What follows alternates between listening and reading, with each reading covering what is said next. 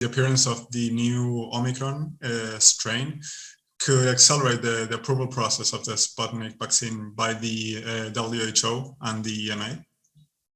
Well, our Ministry of Health is in touch with WHO and EMA, and they're making very good progress.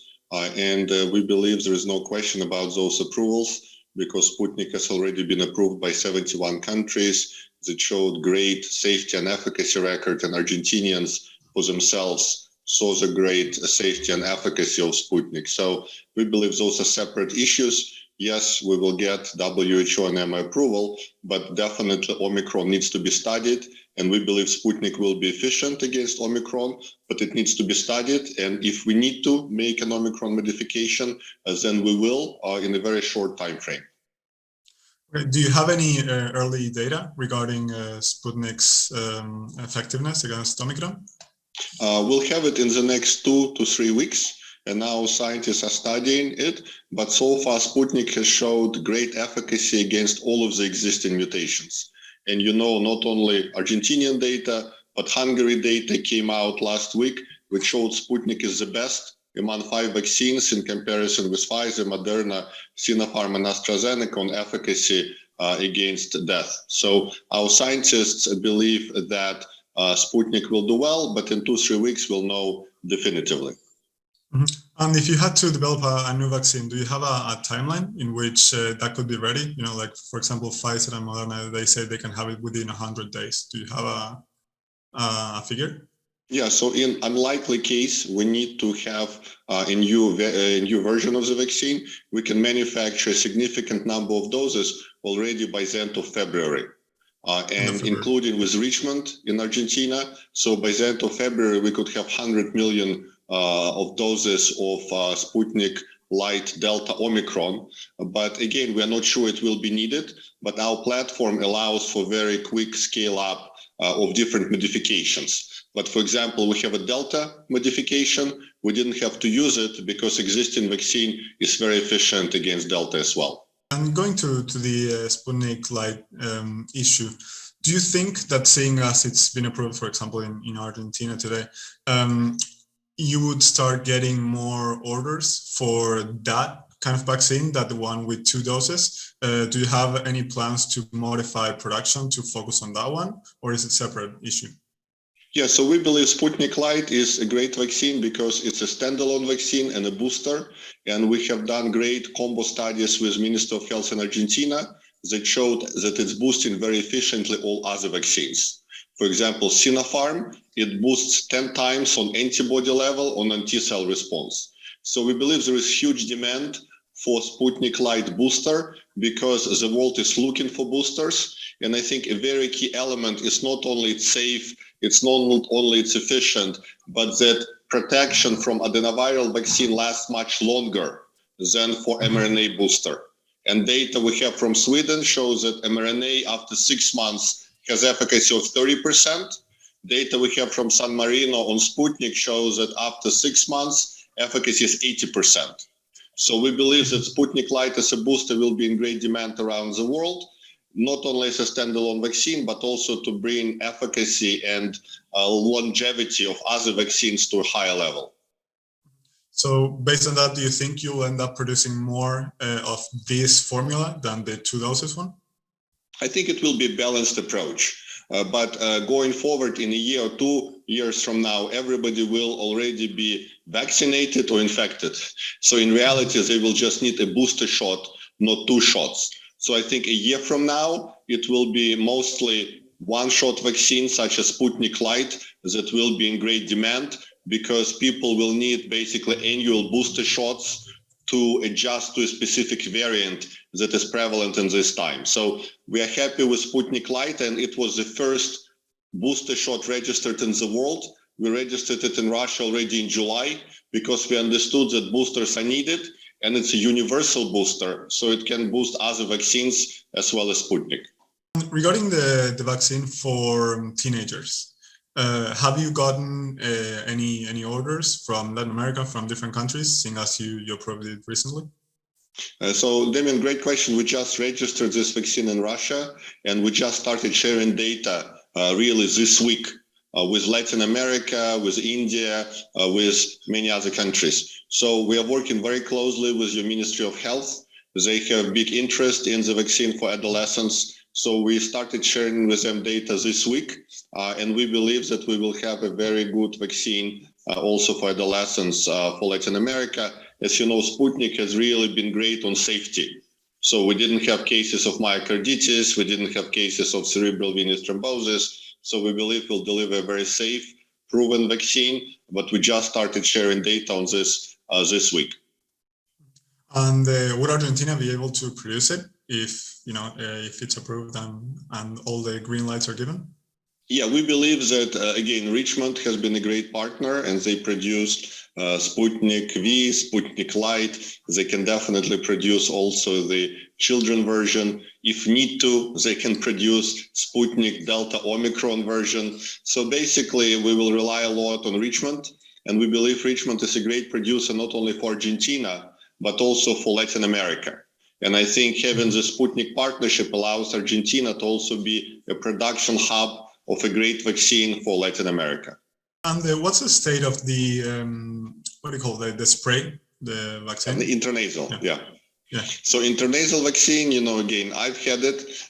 More importantly, President Putin actually officially said that he also received intranasal form of the vaccine. It's still in trials, but we expect it to be released Q1 of next year. And we believe it's really great form to protect basically your nose and your mouth, basically to create a great barrier for the virus. And we believe that we are uniquely positioned because adenovirus that Sputnik is based on actually lives mostly in the nose and mouth. So we can have intranasal form. It's very difficult for mRNA vaccines to have intranasal form. And we believe intranasal form is less invasive. So next year, we believe it will be used quite a bit, also to ensure that there is additional barrier for the virus. And once again, I've also had this form, and I can attest that it's very effective. And do you already have the structure in place to produce it massively? Yeah, definitely. So it's pretty much very similar. It's basically almost the same vaccine. It's just sort of different packaging, different dosing a little bit. So yes, we have all of the infrastructure. And once again, we've had some, production restrictions in the beginning, but now it's all solved because we have more than 20 partners in 10 countries, including Serum Institute, which is the largest vaccine producer in the world. So we have completely solved all of the production issues. We're completely on schedule with all of the deliveries, and we can deploy not only Sputnik V and Light, but also intranasal and adolescent vaccines. So everything is in place for the production. Are you developing other kind of treatments like pills, for example? We actually already have invested in a pill that we believe is very effective. It's called Avifavir, and it's based on favipiravir element. And basically the key is if you take it within the first 5 to 7 days of the disease, it has shown to decrease the length of the disease basically by half. But the key is to take it in the first 5-7 days. And what's happening is that people sometimes don't get diagnosed so early. So this pill Avifavir has been used extensively in Russia. It saved, hundreds of thousands of lives. But the key element is to really take it very early. And we have also offered this pill to many other countries. And we believe it should be a combination of testing, a pill and vaccine, and having all those three elements in the arsenal. What countries have taken the pill, if any? Well, there are like more than 12, and some in Latin America. I don't want to give the complete list, but we have delivered it to more than 12 countries worldwide. How much of it does the Sputnik represent for the fund? The fund is much larger than the vaccine because we deployed, tens of billions of dollars in different investments. And investment in the vaccine was, several $100 million.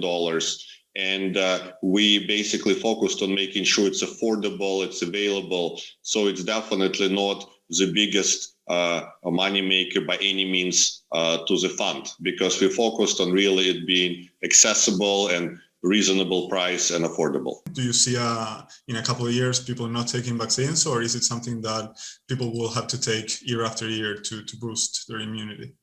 Well, again, I hope we're not in the pharma business. So we don't want to continue forever.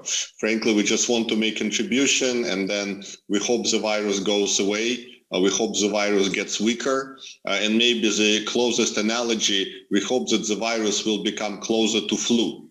So for flu, some people take the vaccine, other people don't take the vaccine. And if it becomes really weak as flu, then of course it's advisable to take vaccine, but many people decide not to do so.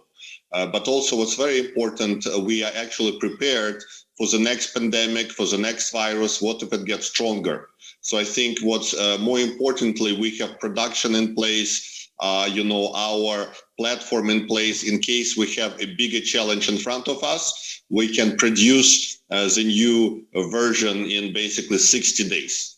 And I think this is very relevant. So we hope it's not needed. And we hope the virus weakens, and we hope that we will have it behind us. But if needs to be, we are prepared to again get mobilized again and deploy a new vaccine very quickly. And what's very importantly, Sputnik has already been received by more than 100 people, actually almost 200 million people in the world now. And it showed great efficacy, and it showed the great power of the adenoviral platform that we can use for any other pandemic going forward. Beyond the vaccine, are you planning on expanding investment in Latin America? Well, definitely. I think this is a key element that through vaccine experience, we found lots of great friends and partners in Latin America. And for example, right now we are sending a delegation of many companies to Argentina who are interested to invest in Argentina. We, as an investment fund, are interested to invest in agriculture and in many other sectors in Argentina. So I think in reality, Russia and Argentina got much closer, just as Russia got closer to Latin America during this pandemic. So we believe we will be investing much more in Latin America, and we see great potential in the economy of Argentina. And by the way, Argentina has to be proud because we believe it's one of the most successful examples of fighting COVID in the world. If you look at Argentinian graph of reducing cases 35 times in the last 4 months, what you have in Europe, this is so much better than what you have in the US. So Argentina really has to be proud of its success in fighting the virus. And I think this creates lots of opportunities for the economy as well. And lastly, what do you think of more nationalistic policies in areas such as energy, which is an area in which Russia has been investing? We believe that only by partnering we can achieve things and have synergy. And frankly, that's one of the reasons Russian Direct Investment Fund, my fund, is successful. We invest in different industries. And of course, if we don't have restrictions, it's easier for us to invest. So generally, we believe it's good to open different opportunities for investors. But of course, energy sometimes has elements of national security. So government has to balance those interests. But once again, we are interested to invest in different sectors in Argentina and in Latin America, including in energy.